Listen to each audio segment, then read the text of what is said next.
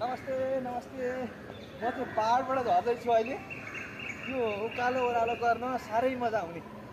यो पहिले हामी यस्तै उकालो ओह्रालो गरेरै होइन भारी बोकेर चाहिँ तपाईँको चाहिँ 30-40-50 किलोको चाहिँ बोरा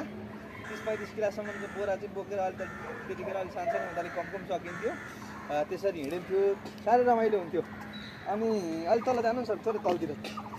अनि यसरी कुदिन्थ्यो उकालो ओह्रालो गरिन्थ्यो साह्रै रमाइलो हुन्थ्यो शरीर पनि एक्सर्साइज हुन्थ्यो अलिक फुर्तिलो रहन्थ्यो शरीरहरू पनि होइन अहिले तल जानु छोरा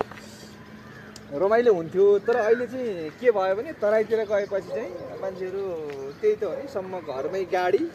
अनि केही गर्नु पर्यो ट्याम्पो केही गर्नु पर्यो सफारी मान्छेको अलिकति यो बानी बिग्रियो उकालो ओह्रालो स्वास्थ्यका लागि चाहिँ साँच्चै भन्ने हो भने पाहाडतिर ठिक छ बस्नका लागि हावापानी एक्सर्साइजको लागि अब अहिले जिम जोइन गर्ने भन्छन् फिटनेस भन्छन् के भन्छन् नि पाहाडमा बस्ने त एक्सर्साइज राम्रो गरेर चाहिँ खानपिनमा टाइममा केही गर्नै पर्दैन उकालो ओह्रालो भनेको साह्रै रमाइलो मलाई चाहिँ साह्रै रमाइलो लाग्छ म पनि अब के गर्नु आफ्नो घरमै अहिले तराईतिर तर गइन्छ पाहाडतिर पनि तर हामी चाहिँ पहिले म्याक्सिमम् पाहाडतिर चाहिँ उकालो ओह्रालै हुन्थ्यो सम्म भनेको कमै हुन्थ्यो बेसीबाट आयो उकालो ओह्रालै हुने अनि तपाईँको चाहिँ अब घाँस काट्न गयो बारीका काँला यत्र काँला उकालो ओह्रालै हुने होइन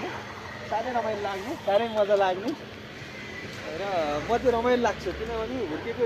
डुलेको पाहाड आफ्नो सङ्गसदा खाँदबारी हाम्रो फेरि होइन अनि साह्रै रमाइलो लाग्छ के गर्ने यस्तै चाहिँ यसमा पाखा पकेरमा चढिन्छु रमाइलो थियो